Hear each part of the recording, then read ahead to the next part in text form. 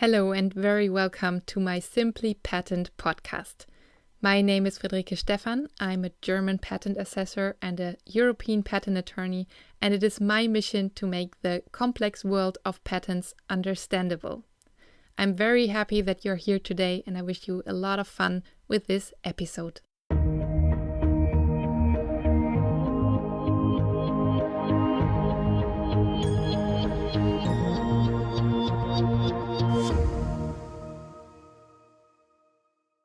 Hello and welcome to the second part about the Unitary Patent, the biggest change in the European patent system since lots of years, ever probably. And in the first part, I already talked about the whole system, how it will be. I gave you an overview of what you can expect. And in this part, I want to get more into some considerations which you can think about with the start of the new system.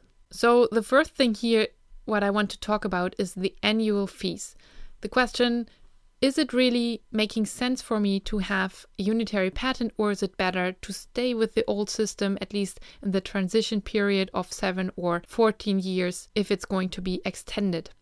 So let's have a look at the fees.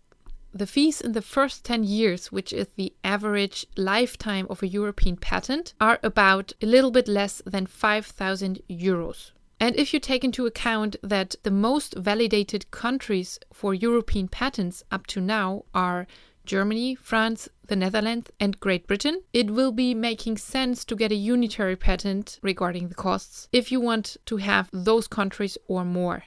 So if you already validated in those countries before, then it might be a good option to take the unitary patent in the future. Now I talked about the first 10 years, so year 1 to year 10.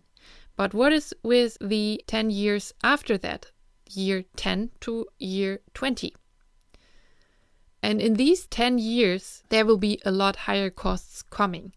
For these years, from year 10 to year 20, you will need to pay another 30,000 euros if you want to maintain your unitary patent, which means that over the whole lifetime of 20 years, you would pay overall around 35,500 euros to maintain your patent, which is a lot of money. So the first thing here is to really consider if you will need it or not. And if you validate in very few countries, then it might be better to stay with the old system or even get national patents instead. And with the consideration of the annual fees and the costs which you will have, also the question arises if there will be some discounts for applicants. And yes, there will be a new discount system, which will be for single persons, for small and middle-sized companies, for non-profit organizations, for universities, and for public science institutions. These compensations will be an amount of 500 euros, which you can get if you are applying for a unitary patent. So let's say that you have decided you want a unitary patent. What do you need to do to get it? And what you need to do is to file the application for the unitary patent. And this must be done latest 1 month after your grant. With this application, you also need to file a translation. And this translation is a full translation. It's not only the claims, but you need to also translate the specification. So the whole text of your patent needs to be translated. And in the transition period of 7 years or maybe 14 years, you need to translate it in English if you used French or German when you filed the patent application. Or you need to translate it in another official language of the European Union if your language when applying was already English. So if you filed your patent application already in English, you can choose a language of the European Union and file a full translation of the text with the application for the unitary patent. What can you do now to prepare for the start of the unitary patent system? First, think about your strategy. Will your strategy to apply change or will it stay the same? How is it going to influence your strategy of applying and in which countries you want to apply? Think also about applications where you have another applicant, where you are not the only applicant, where there's another company who is applying with you for the patent. then maybe it's a good idea to talk about this early enough to find an agreement as soon as the new system starts. And maybe there are also patents where you know already that there's going to be a conflict with.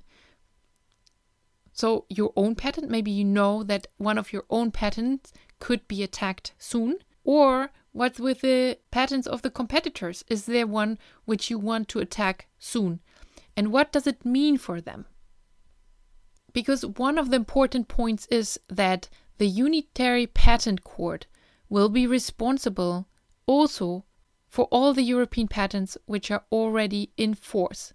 Which means that if you have European patents now, which are already granted, which are already in force, then the Unitary Patent Court will be automatically responsible for those patents. Meaning that as soon as a new system starts, a competitor can kill your patent in a centralized way all at once and it's gone.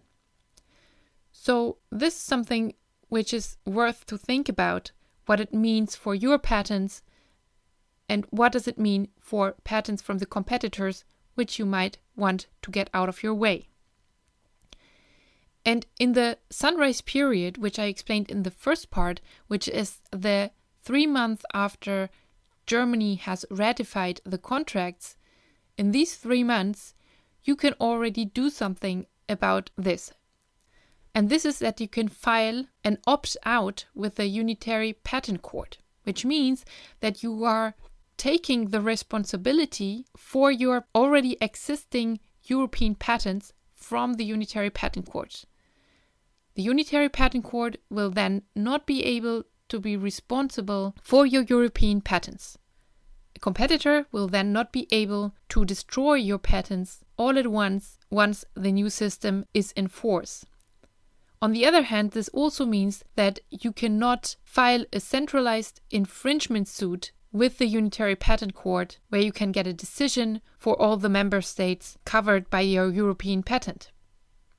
So this is something you need to consider and something you need to keep in mind and think about what would be the best option with your existing patents. These are only some of the considerations that you can do already now before the new system starts. If you're in doubt, I'm sure that your patent attorney will be happy to help you. I hope also that this episode was helping you a little bit and giving you some ideas about what you can do already now. Thank you for being here today. I hope to see you in the next episode. I wish you a good day. Bye bye.